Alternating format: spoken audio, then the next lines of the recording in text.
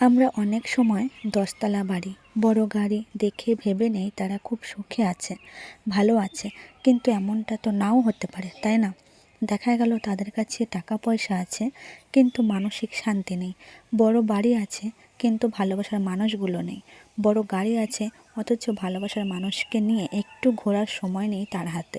তাহলে কি হবে এইসব থেকে যদি এই ছোট্ট জীবনে সেগুলো উপভোগ নাই করতে পারি? জীবনে অতটাই পরিশ্রম করো যতটা দরকার তার থেকে একটু বেশি।